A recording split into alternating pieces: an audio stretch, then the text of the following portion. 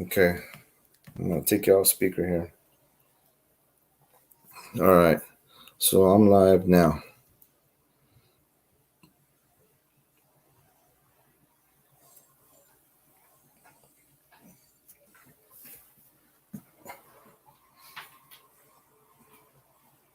So you go on my site. Now you see that I'm live, and then you're gonna see the cross joint and a link. You're gonna tap on that link.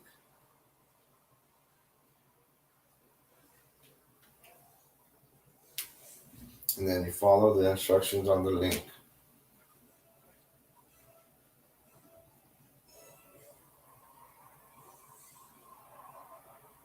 Yeah. So you go in.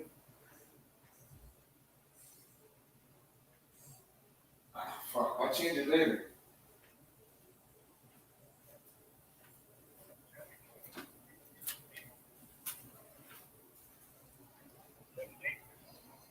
The crusted joint.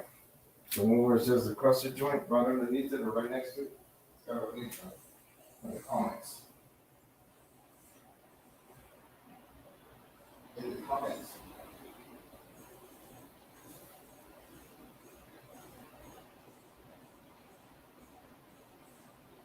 Can you see? Can you see a picture right now? Okay, you got to get in there. Hold on.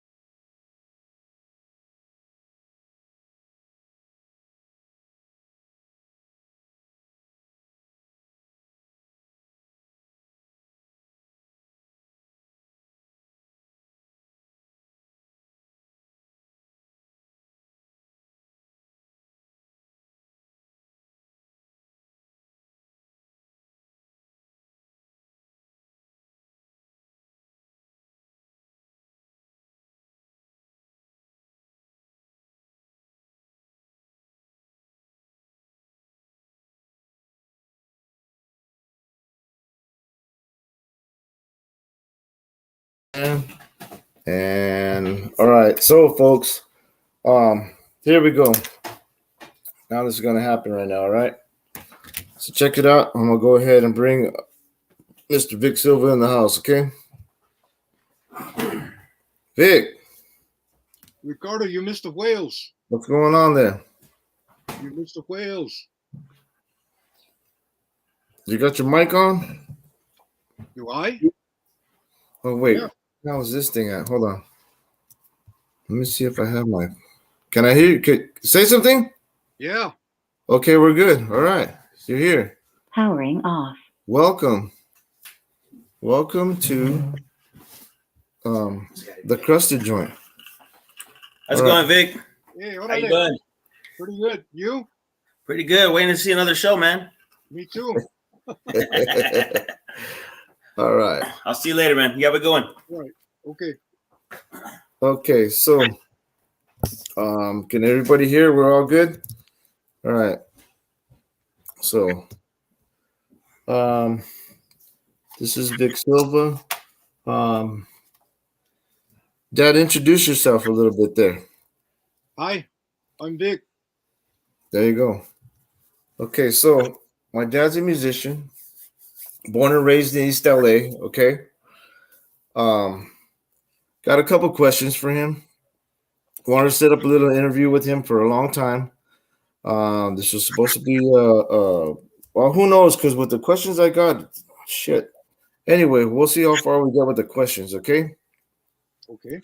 So first off, I got. Let's start. Let's start early. Okay. At what age did you know or realize that you wanted to pursue music? 17. 17? Okay. And why? It just seemed like the right thing to do. Okay. You just felt it, huh? Yep. All right. My dealer Isidro came by with Okay. a black acoustic guitar. It had 3 strings. Okay.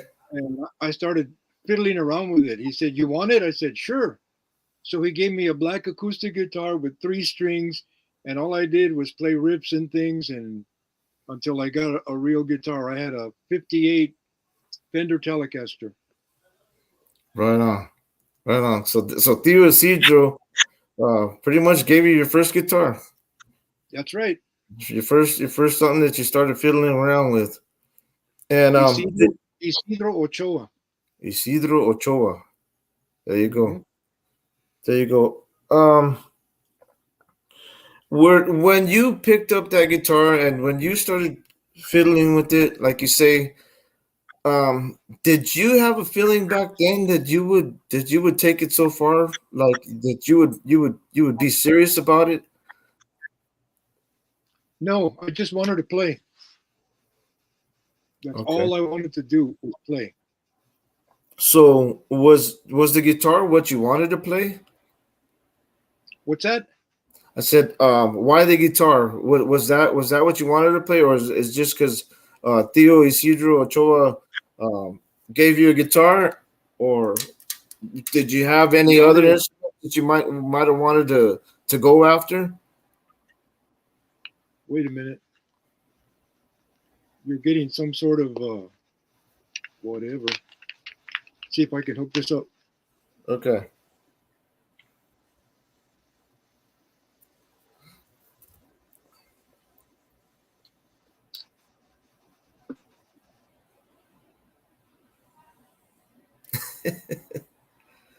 All right.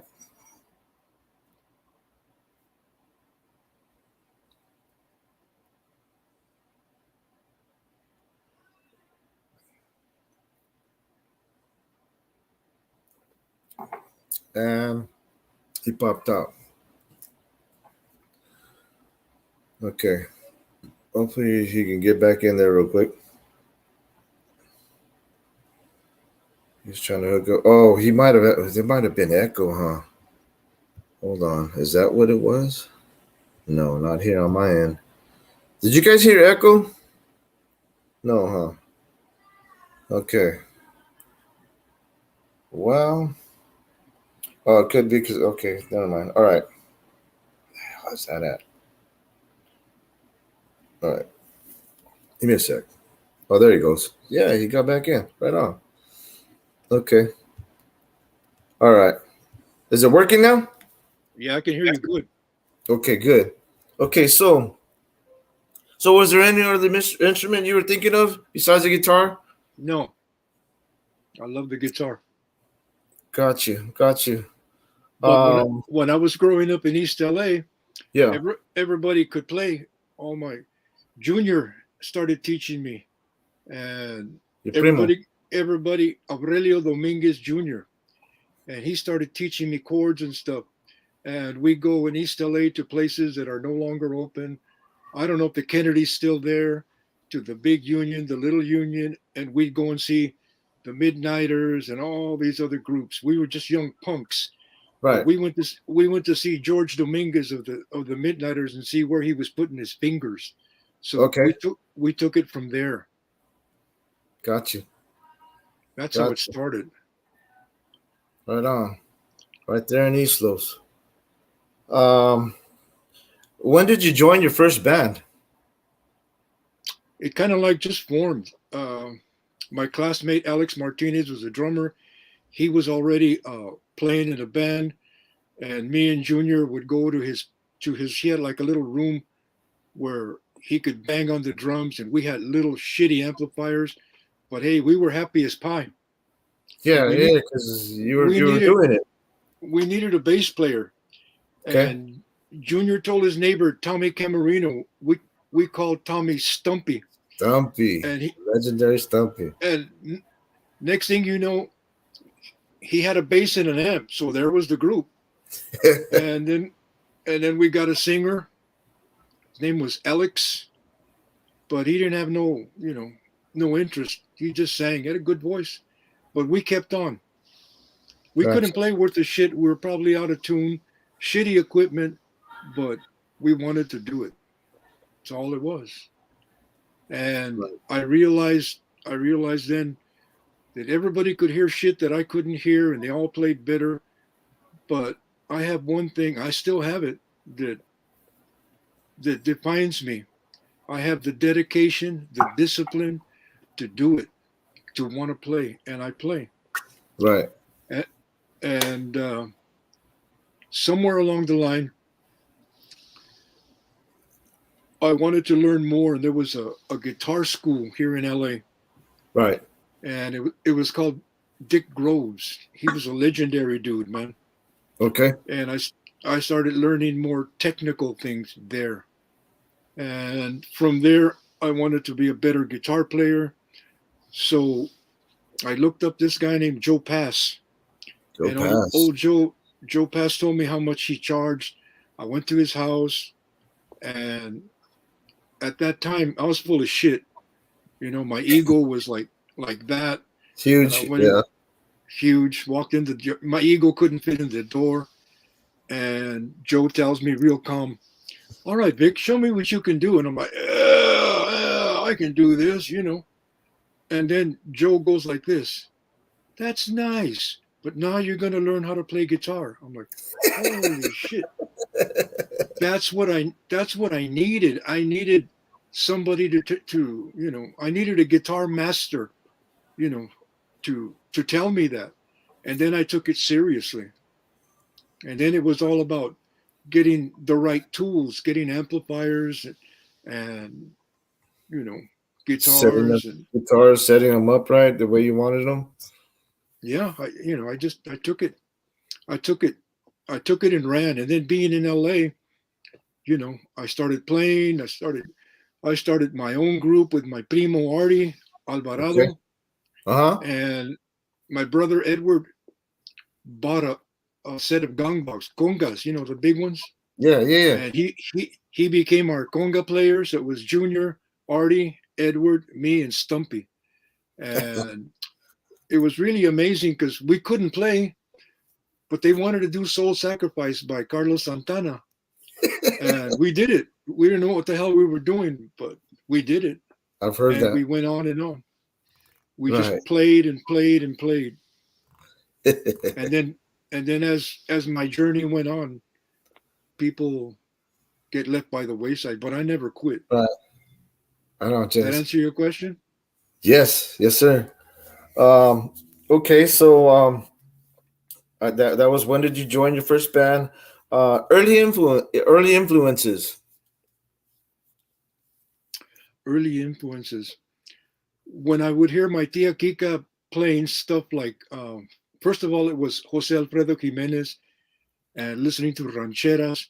But then I would hear when these guys would play the requinto, and they were doing some badass shit, Yeah, that that thrilled me.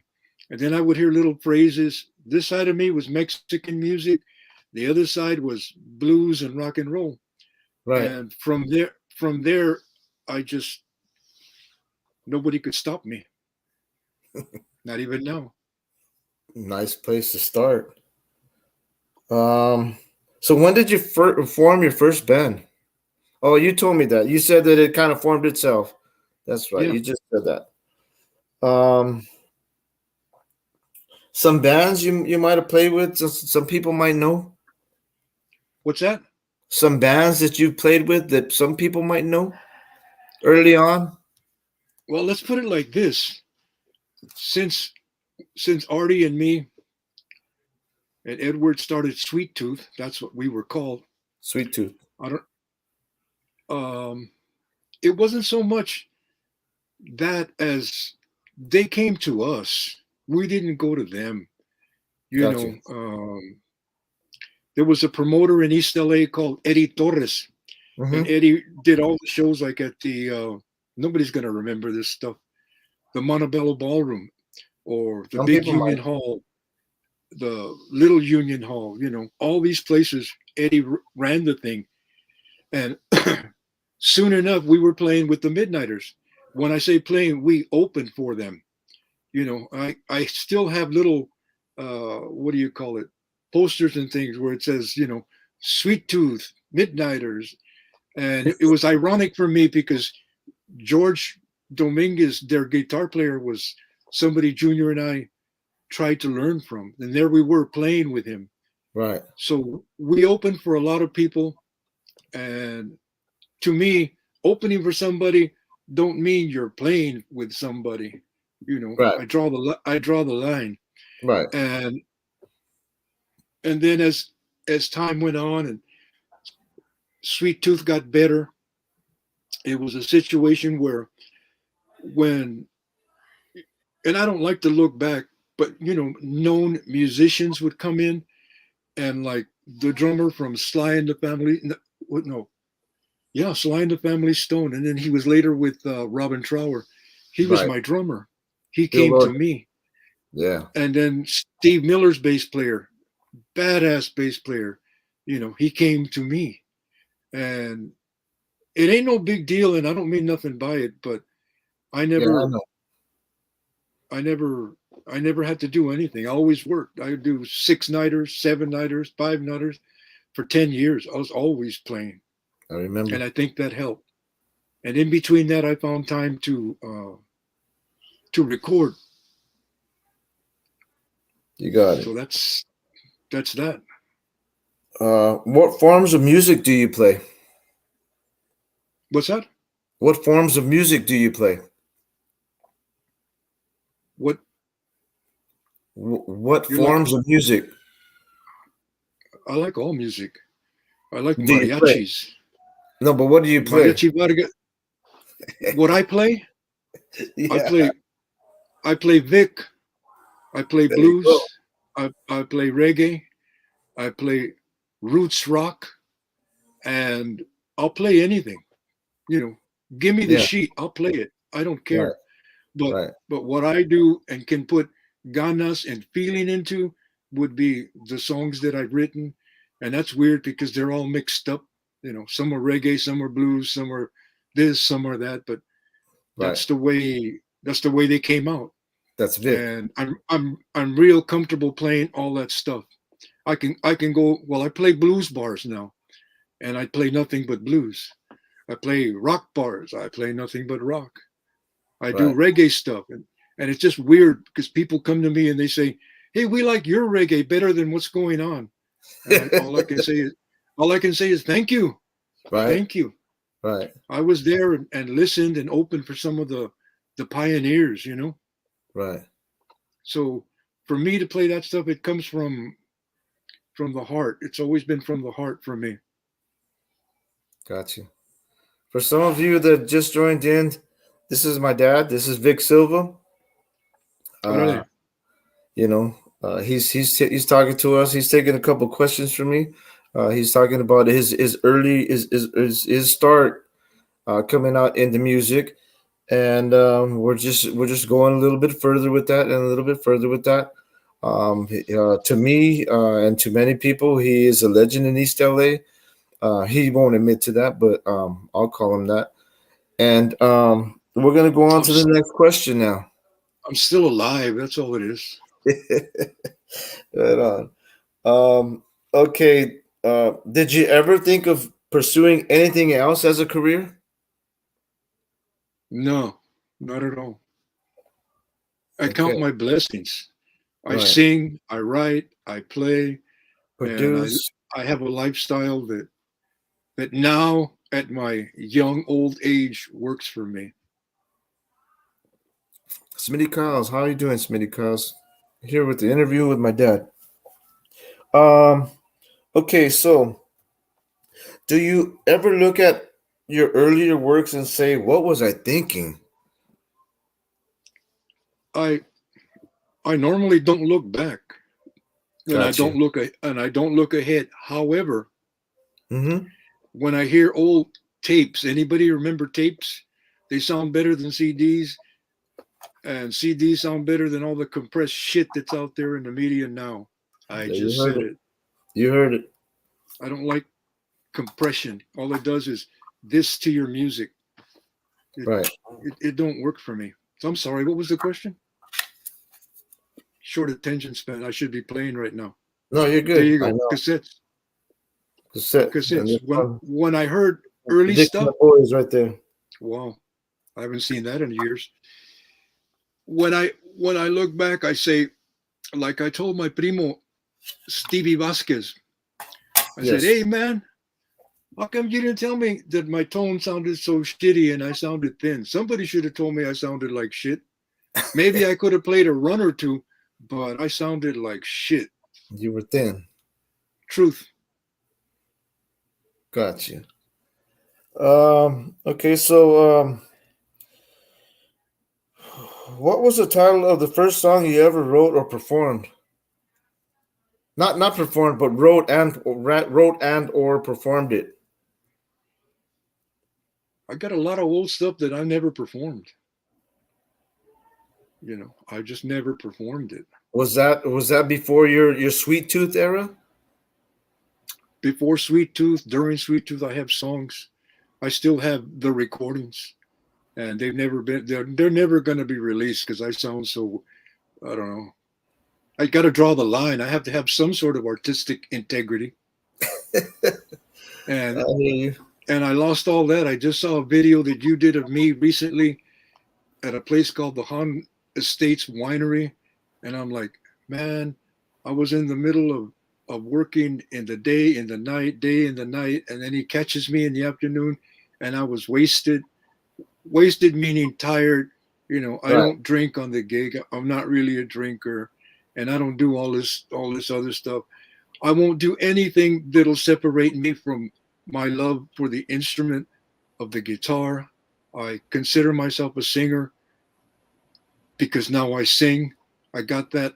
It really came to me when I'm doing a party with Mark Bacon and his sister, who I believe is a school musician. She went to school, Yes. and she's like, "Wow, you can sing." I said, "No, I don't. I can't sing. I just fill in where we need it."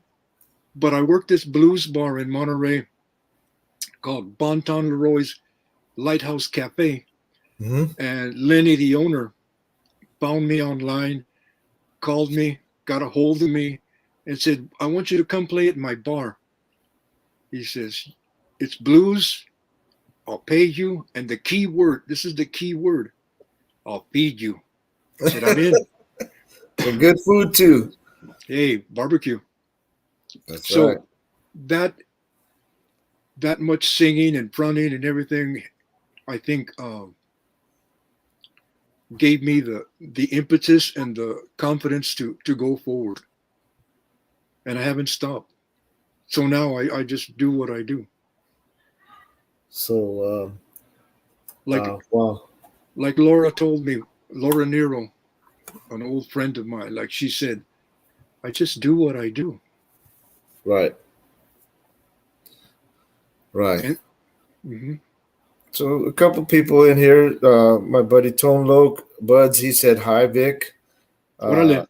Smitty Kyles, he said, I got my toes wet doing gigs, but made more money when disco came in, and the guitar guys got so much better.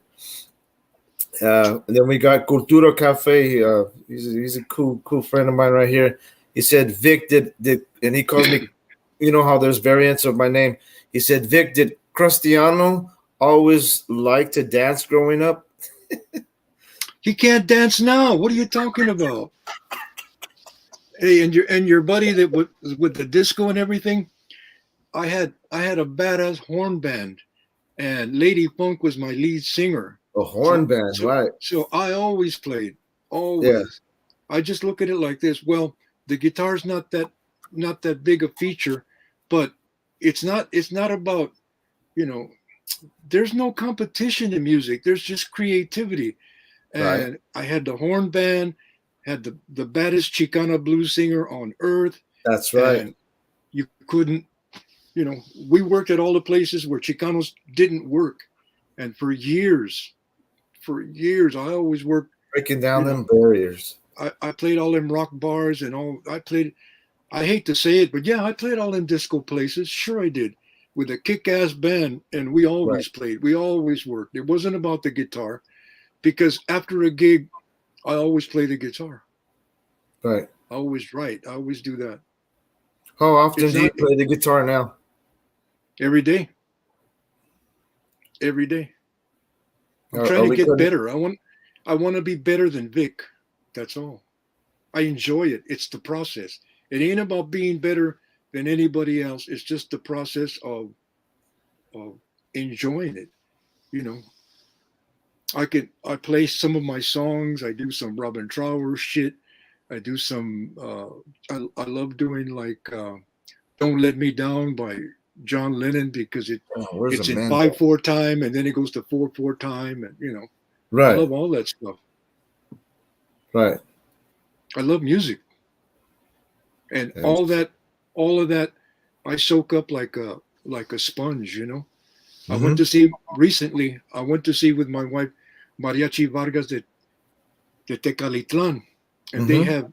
they all sing, but they have four dudes there that are Oh yeah, badass singers, and I just loved it. right on.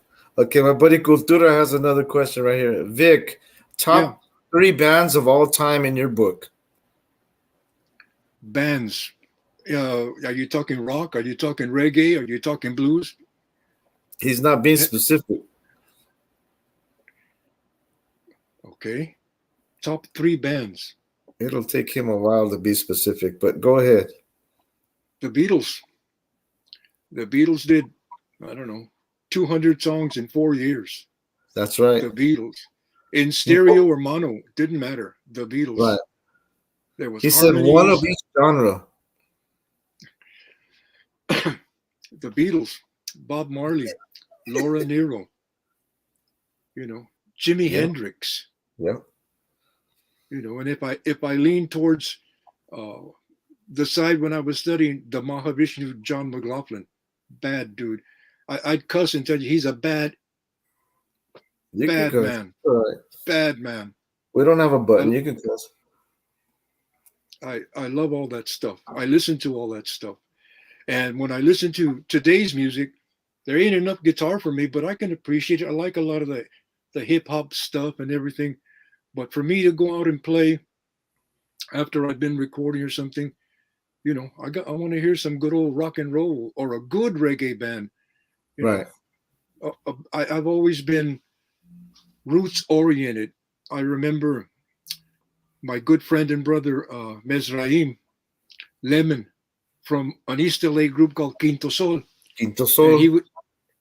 he would call me Roots. Why did he call me Roots? Because I always wanted to go to find out where did it come from. Who Yep. played the first electric guitar? It was Eddie Lang, 1932.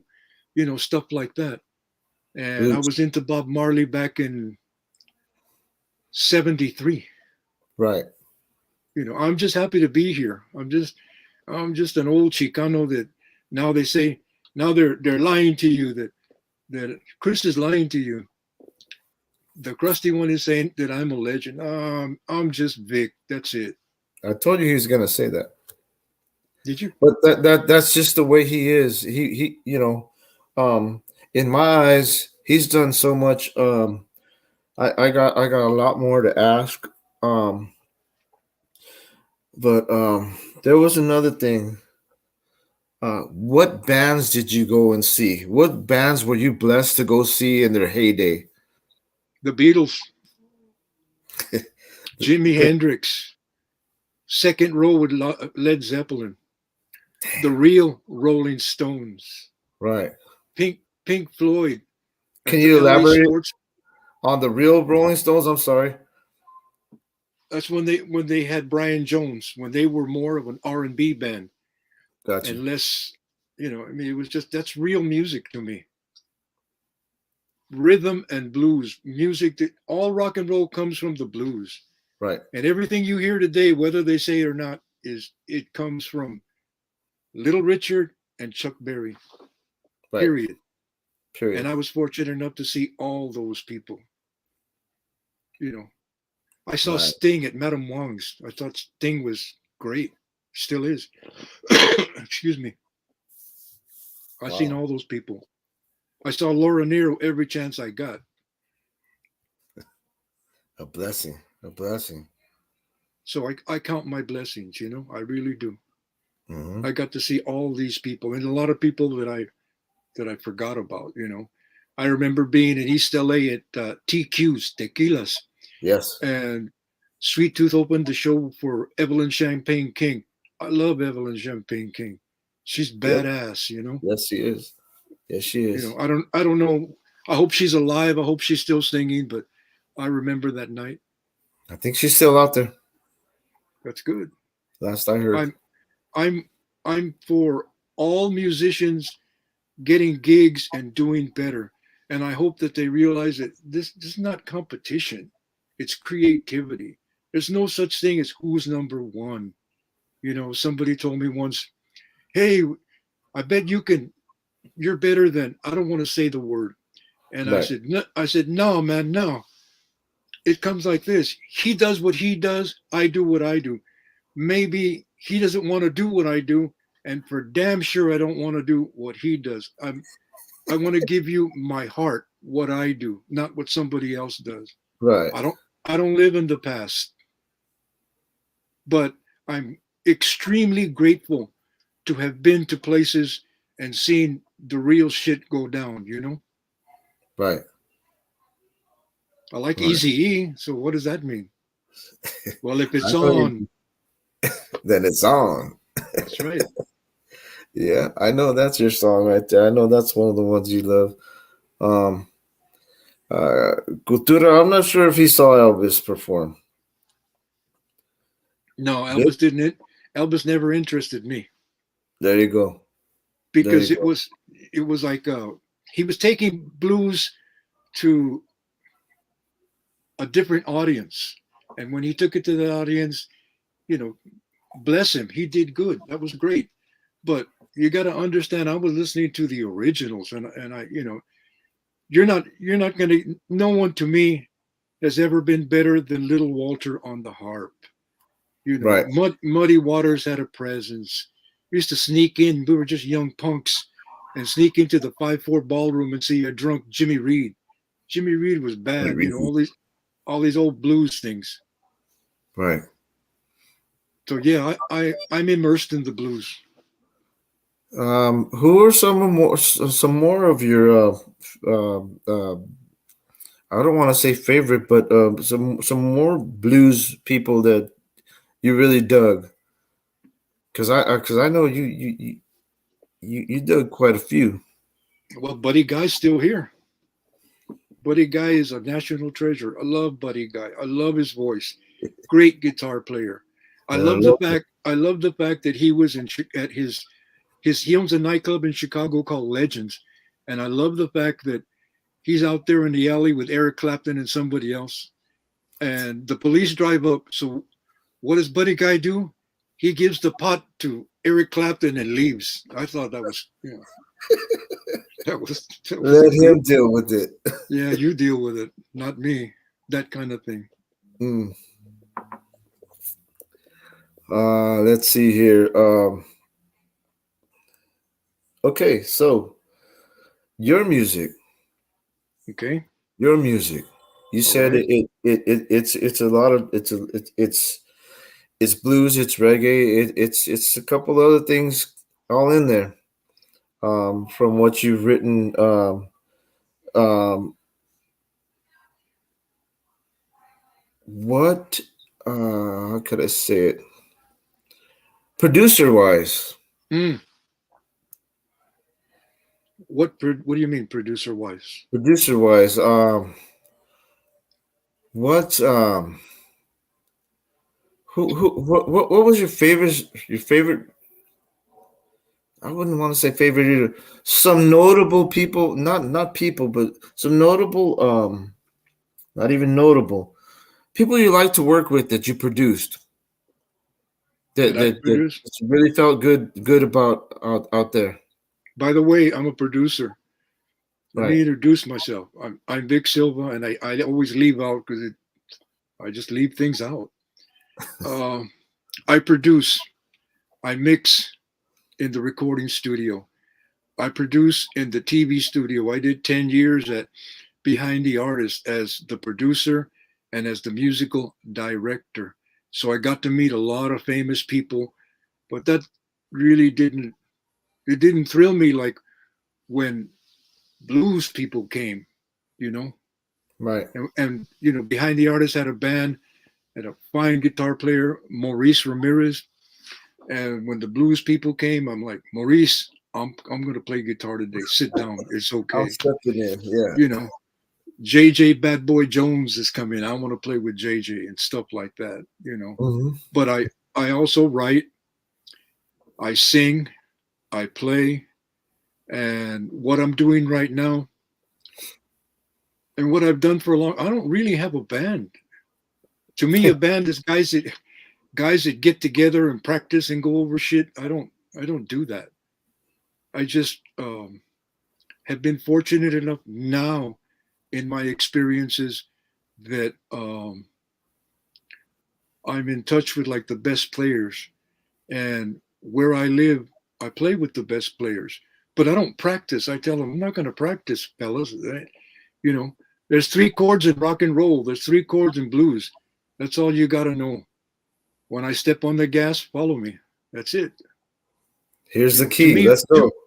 to me, rock and roll should not be all these overdubs. Hey, put a microphone in the middle of the room and play. I'm not Right. talking about copying somebody and no, just play. It's about it's about it ain't about how good you dance. It's about just join the dance. Just play. Right. Nobody's better than anybody. Nobody. No one is better than anyone else. That's so. Because when you play with your heart, nobody's got that heart you have. Nobody. So, what's up with all the brainwashing and boundaries that we've grown up with? We, meaning me and I'm the only one left. What can I say? We all have our own energy that we exude out there. Right. I didn't catch that. You were like in a tunnel. We all have our own energy that we put out there. Exactly. It's all about energy. Hmm. I did a thing they have car shows. I was at a car show and I'm playing I was just playing. I didn't know who these people were. And quite frankly, for me, I'm just happy to play And if it makes you happy, then you made my day. I just want you to be happy. That's my way of giving back. So I'm at this car show, and I can hear the owner of the venue that I'm playing at, and the guy that runs the car show, and he's telling him, "Hey, Vic was inspired today," and I'm like, "What are you talking about, inspired today?" You know. But maybe he was right. I don't know. I have my moments. Cultura wants to know, what's your favorite guitar manufacturer? My favorite might not be your favorite, depending on, I played metal when metal was metal. What it is now, I really don't know. And those guys have guitars that are made specifically for that genre. Right. For what I do, I've been fortunate and blessed that a guitar player, it's about the guitar player, not the guitar. And in the last year, I may have uh, bought and sold maybe 15 guitars. Yes, I know. Gibson Les Pauls, Gibson SGs, a lot of Fenders. A lot of And Fenders. So it's just, it's whatever puts out the sound that comes to my head when I'm playing.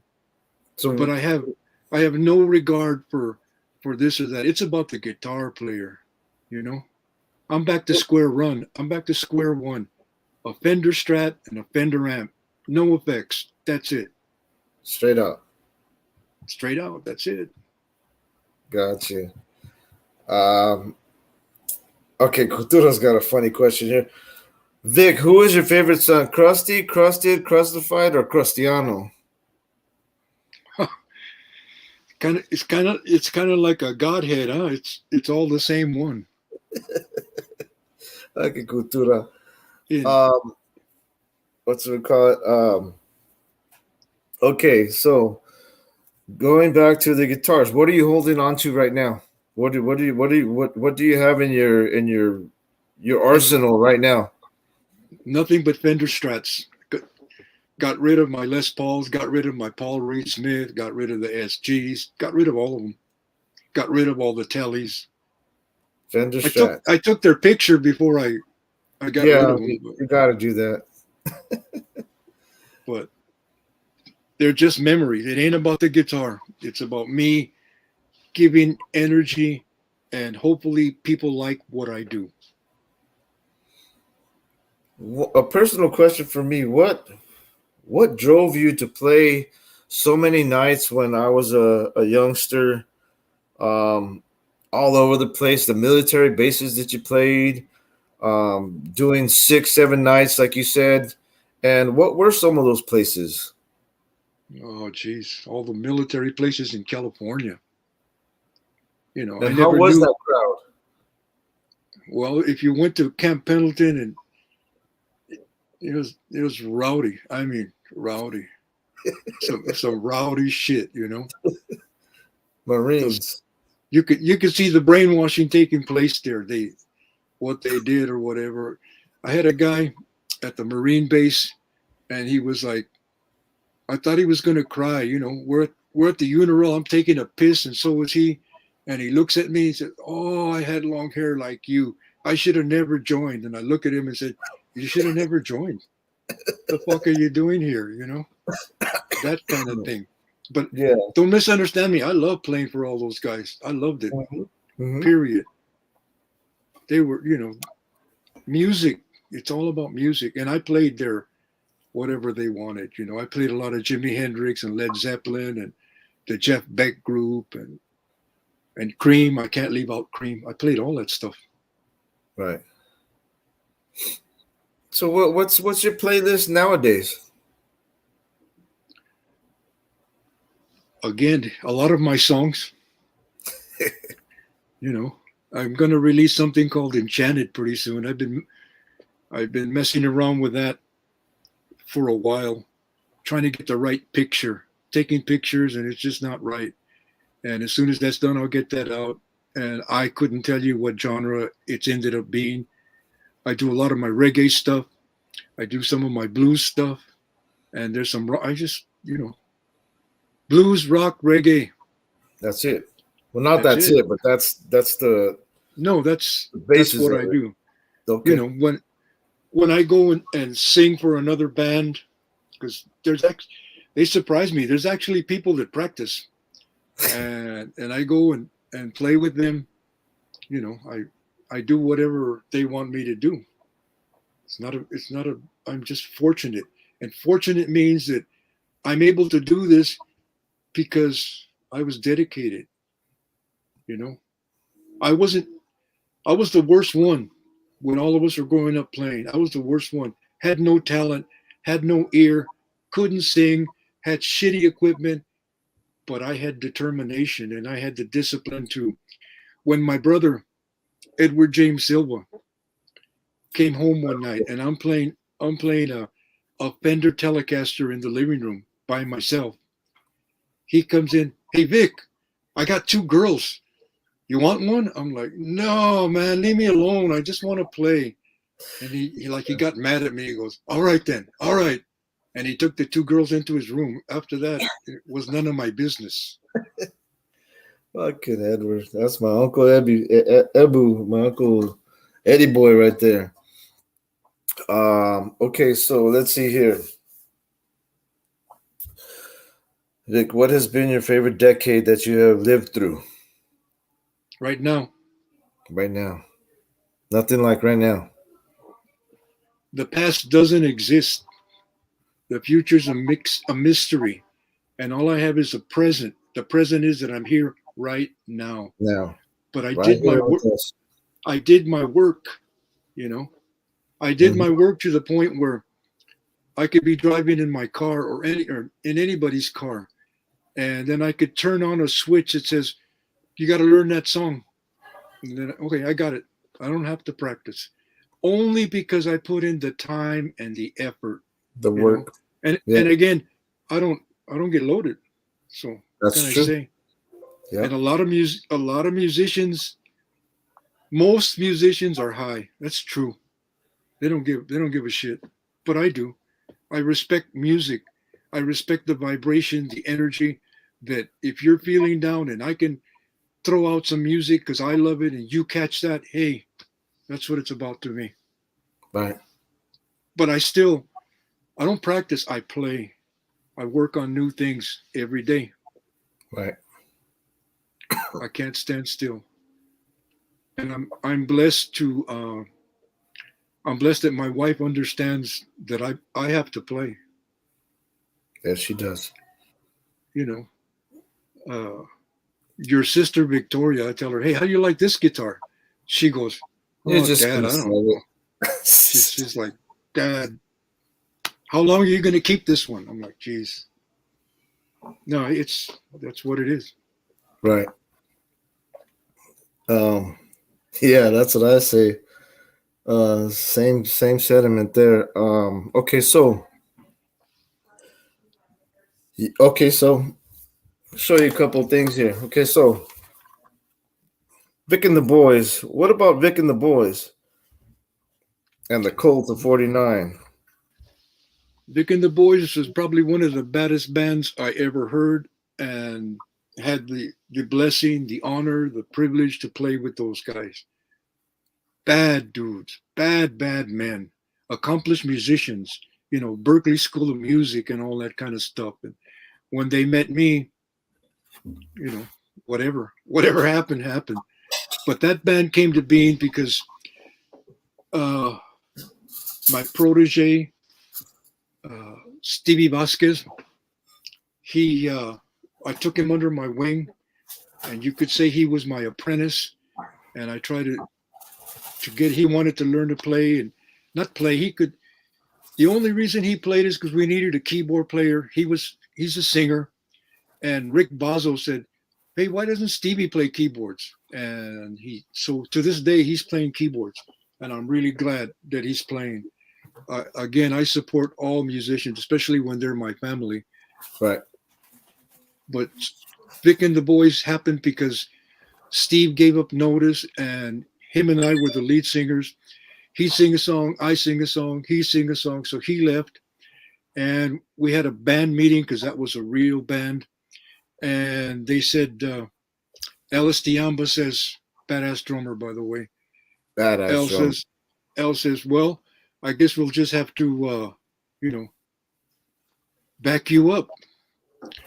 And I said, we got 6 months of gigs, 6 nights a week. Stevie's leaving, but I said, I'm not giving up those gigs. No way. Ain't going to happen. Right. And we played. Then we found out things that we never played. We never knew. And I said, man, I can't sing all that. It's not that I can't. I didn't want to sing all these love songs and shit, Right. So I had to do some ballads. So we started doing Comfortably Numb at a club. And I was surprised by how many people it touched. Comfortably Numb, Pink Floyd. Right. But we took it to an extreme. There was just 4 of us. And I have a lot of versions that no one's heard. They're all badass. I should let everybody hear them. But they're 16, 17, 20 minutes long. When you play a club, you do 45 minutes. Well, we did Another Brick in the Wall, part 1, part 2, part 3, and Comfortably Numb. And the set was over. But they loved it. That was the whole thing. Yep. Gotcha. There you go. That was Sweet Tooth. So if it wasn't for Steve, there'd be no Vic and the Boys. Gotcha. And I've had people here in Central California, I've had people stop me in the street of, say, like Soledad, right? And they're like, orale, orale, Vic and the Boys. I'm like, hey, I can't get rid of it. And I don't want to. I don't want to. It's all good. It's all love. Mm-hmm. It's all good vibes. In the middle of the street, people shouting out, Vic and the Boys. I'm like, oh my. Gente. That's right. I'm all for the gente. That's right. You heard it, people. Well, don't want to keep you too much longer. We can go ahead and do another one of these later because there's still a lot more. I don't want to. Well, how do I put that? Okay, let's get into this real quick. The Chicano movement, the Raza movement. You were a big part of that in LA. Early 90s, Plaza de la Raza, the old jail, other places that you played where gente got together, where Raza got together. Being a leader in your community, as far as pushing for what you believe in and basically the gente, you know what I mean? Plaza de la Raza was a great show. I was there and I was blown away. You put together a really good show. Vic and the Boys was there, and you had a couple of other people there. You had some great singers, and you had my favorite singer, your favorite singer. What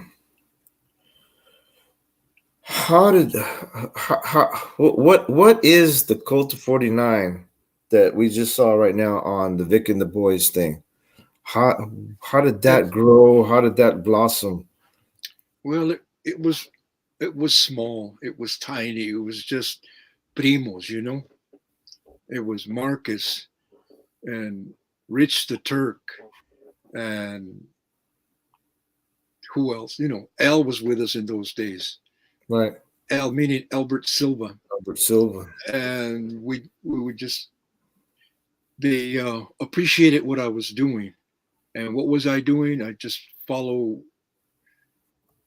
I had been playing all over California, all over the place, and playing a lot of rock and roll. And they really don't. East LA, there's a lot of rockers now. I'm really glad of that. But back then there wasn't. And I wanted to do something because I got back and I'm like, well, I played at TQ's and they said there's going to be all these bikers, and I'm like, hey, no big deal. I got the right music, but they didn't want to hear the rock and roll, you know. So I said, dang, what am I going to do? So I turned around and uh, I did a 15-minute medley of what we call oldies, Mm-hmm. Your mind, we belong together, and sitting in the park, and I did all that, and all of a sudden all these bikers, they got up and danced, and we had a great old time. I connected right there. But behind the artist, I was running that show out of Eagle Rock and out of East LA. Right. And in East LA, the only reason I did it was because Chicanos, raza, gente had no representation whatsoever. And I had some people scheduled. I had this gal and this guy. They were going to do interviews and do all that. And I'm going to take care of the music. And the day of the show, the first taping, didn't show up. Hi, Jada. And the director's like, hey, you got to go on with the show. You got to go with it. And so I did the interviews, and I kept it so that Raza could be represented. And have a platform. Yeah, and we were the only ones at the time that did that. Me and Ray Rodriguez. Right. But so we should probably do, I don't mind talking about all this old stuff because, yeah, I was there. I'm a witness. A lot of these movies that you see, they try to represent Raza. They don't know shit. They weren't there. I was there. Right. So we could do a couple more segments on stuff that we haven't even touched today. Yeah. Cultura Cafe. Oh, I got to go back over here because it just went out of my view. He said that song Quetzal Dragon is badass. Mis respetos, Vic. Thank you. I love that song. Thank you. Right on. Quetzal Dragon is all about the light coming up from your spine, going to here, and the energy hitting you. That, yeah, coming back again. The energy's coming back. My people. Back to roots. We're coming back. We're waking up. You invaded us and committed genocide and did all this bullshit to us, and it ain't bullshit, because just like my song says, I won't forgive. I can forget it, but my heart remembers. Yes. 500 years ago. And my wife is like, oh, forget it, Vic. I can't. Nope. I know what they did to my people. My buddy Jess said, what's up, Vic? Gave you a thumbs up. Orale. My daughter Jada, she popped in here for a second. She said hi. She said, I love you to both of us. And she said, good night. She's got to get up early. She's a hard worker. I love her. Heart and soul. Yep. Definitely. So we're going to let you go. I know you got some playing to do. You play every night, don't you? Yep. You're cutting into my playing time. You're cutting into your playing time. So maybe we'll do this again. Actually, we're going to do this again. We'll get into some more stuff. I have some more questions and stuff different from this early stuff that we got into tonight. I really appreciate you, Dad.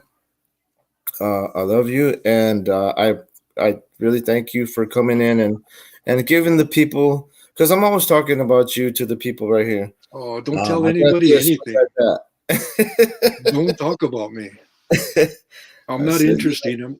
I'm just a Chicano getting through life. That's it. Doing what I can, but doing what I can for my people. Yes, that's right. Because my people know the truth. Well, maybe next time you'll let me play. I'll sing a song for you. Well, crank up my strat. You got it. You heard that, folks. Next time we're gonna have a little bit of playing going on. Okay, you guys got to know him, a little bit about him, a little bit about where he's coming from, where he's been. Definitely, he's still going places here. And well, like I said, and this was another one right here, the combat zone. Wow. I was in this one. I'm actually in the cover right there. He's By the way, tell your friend that Quetzal Dragon was number 4 in Germany. number 4 in Germany, Cultura. All right. Number 4 in Germany. There's another one right there. Vick Silva Distance. I'm on that one too. I'm doing the combat rap. There I go promoting myself. And then we got the latest right here. Vick Silva, the Toonsmith Tales. And we'll get into that in the future. Okay. So all you guys, I appreciate you guys in the chat. I'll go live for a little bit afterwards so we can talk and stuff. Cultura says, Bob says, Bob's Chop Chop. Bob is Bob Mori. He's out in New Zealand. He says, thank you both, gentlemen. Cultura says, Vic, gracias. I like how your songs incorporate raza. That's dope. Oh, that's what he's about, man. Tlasokamati. That's thank you in the Nahuatl language. There you go. There you go. Jess, aka Little Bean. Jess, you're a super dude, man. And thank you for showing up, and thank you for showing love to my dad. Thank you for all of you guys being here, supporting. And it's like I said, I do my lives and I do my craziness, but there's something behind me, and this guy's a good. I get my goodness from him and the people that I grew up knowing, and the people that raised me, the people that showed me what the hell's going on out here. And I appreciate you guys so much. And until the next time, because there will be a next time, we're going to do this again. Maybe you guys will come up with a couple of questions of your own. I appreciate you guys' questions. I'm definitely gonna get have another little list here, and we'll go from there. Crusted Crew, that's right. Anyway, good night, folks. I'm gonna end this broadcast. Dad, you can stay on. I can't. My computer's gonna die. Oh shit! All right. Well, I'll call you in a while, or maybe tomorrow. I appreciate you. I thank you so much. Okay. I love you, mijo. I know you got to do what you do. I love you too, Dad. I love you Raza. too. Raza. Raza, I love you too. Gente, I love you too. Whatever we can do for each other, let's not bring each other down. Let's uplift. Órale. Amen. All right.